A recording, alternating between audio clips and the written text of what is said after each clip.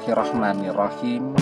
Assalamualaikum warahmatullahi wabarakatuh. Bapak-bapak, ibu-ibu, mas-mas, mbak-mbak, khususnya adik-adikku sekalian yang dirahmati Allah dimanapun Anda berada. Kembali di Iip Channel. Bersama saya, Iip Wijayanto. Kali ini kita akan membahas tema yang kamu rasakan saat rindumu pindah kepada mantan. Sekarang kita yang merasakan jungkir balik merindukan mantan, semakin kita rindu, semakin dia tidak peduli, semakin kita rindu, semakin dia menjauh. Ya, kita berusaha untuk bisa ketemu, mengobati sejenak rasa rindu kita. Tetapi mantan terus saja menjauhi kita. Kita berusaha, kalaupun tidak bisa ketemu, sekurang-kurangnya bisa dengar suaranya lah.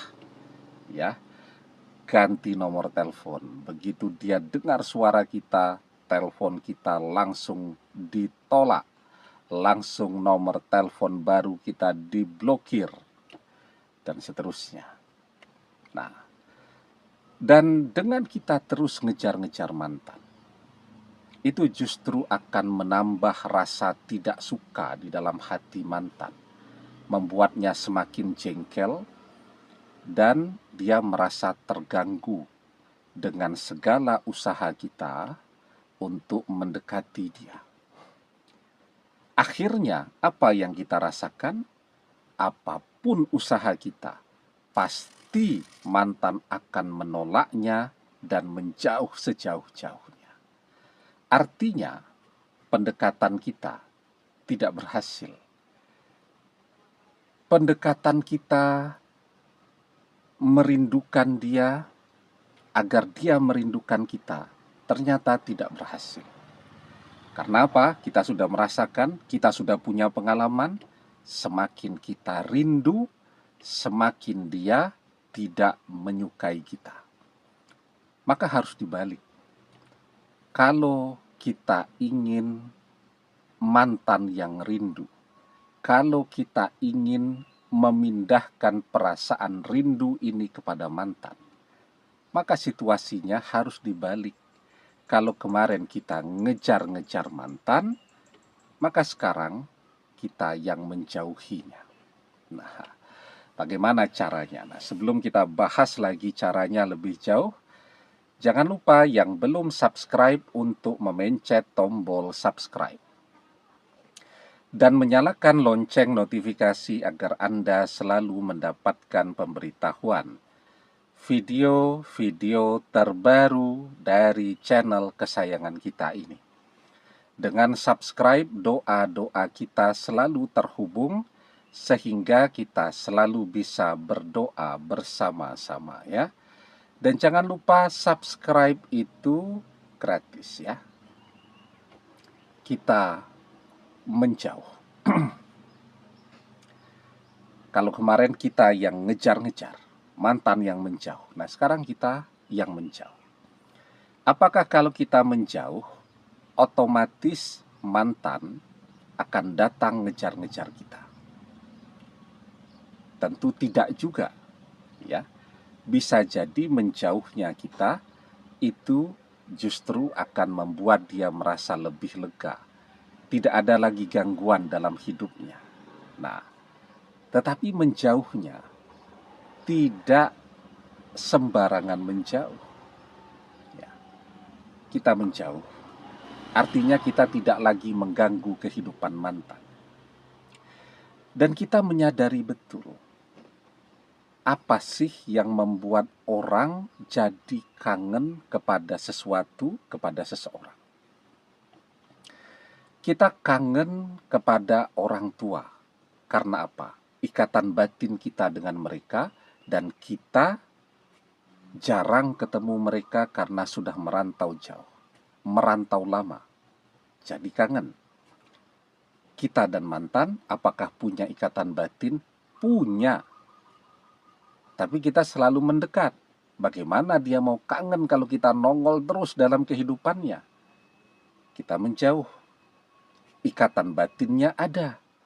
Maka rasa rindunya yang hari ini mungkin ya masih terselubungi oleh rasa jengkel, rasa tidak suka, dan seterusnya. Saat kita menjauh, itu rasa rindunya akan jernih kembali.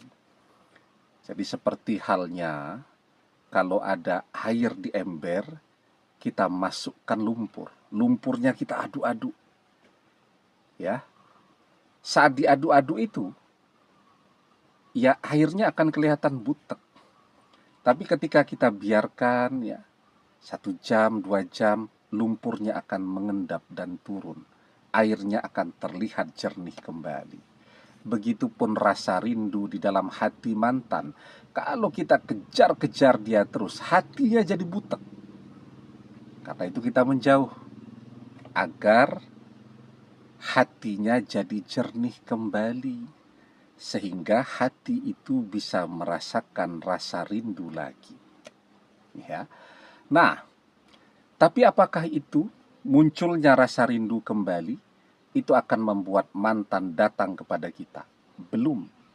Ya paling-paling dia nyoba ngintip-ngintip media sosial kita. Tapi belum akan menggerakkan dia kembali kepada kita. Belum akan membuat dia datang dan ngejar-ngejar kita. Belum. Sekarang kita harus memahami yang kedua. Apa yang menyebabkan orang mengejar-ngejar seseorang? Ya, karena kecantikan atau ketampanan, karena kekayaan, karena terkenal. Itu kan. Coba tuh lihat kalau ada artis pergi ke mall, heboh. Semua orang pengen salaman, pengen foto, ya, dan seterusnya. Sampai histeris. Apa kelebihan dari mereka?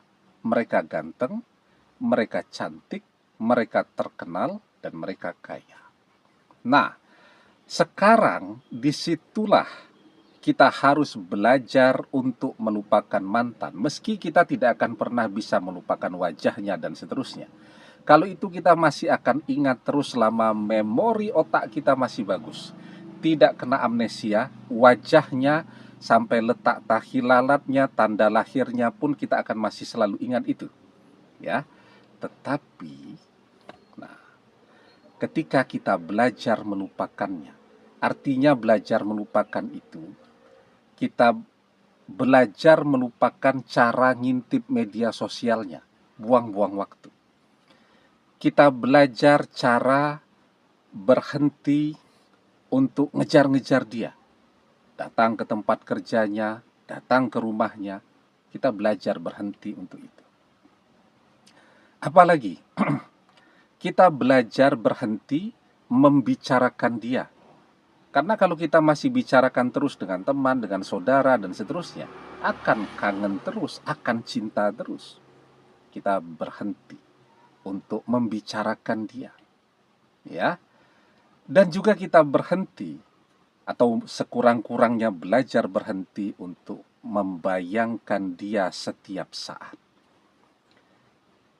Kalau kita punya begitu banyak waktu senggang, ujung-ujungnya membayangkan mantan.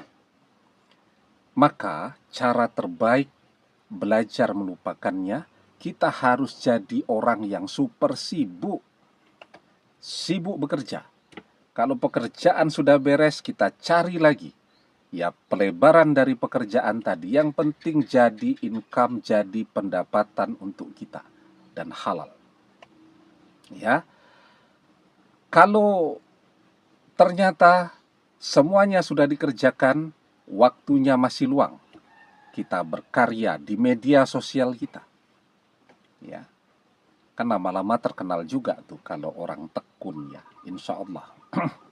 Nah, ketika kita melakukan ini, seiring semakin banyaknya tabungan kita, seiring semakin kita dikenali banyak orang, seiring ya semakin suksesnya kita. Kalau kita sukses, banyak duit, kita beli baju yang bagus, kita bisa beli rumah, kita bisa perawatan ke salon, ya. Bahkan kalau perlu perawatan ke dokter, kecantikan dan seterusnya. Apa tadi? Setelah kangen kepada orang tua tadi karena ikatan batin yang membuat orang tertarik ngejar-ngejar artis dan seterusnya tadi, sama kan? Cantik atau ganteng, terkenal, kaya. Di situ mantan akan tidak hanya ngintip media sosial kita, tapi terjadi pergulatan batin.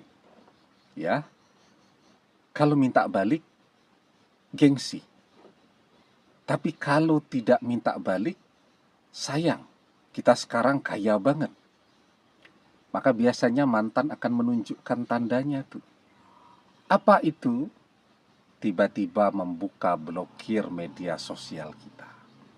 Tiba-tiba meminta untuk berteman di media sosial kita. Tiba-tiba chatting bertanya kabar kepada kita. Nah, kalau tanda ini sudah muncul, artinya apa?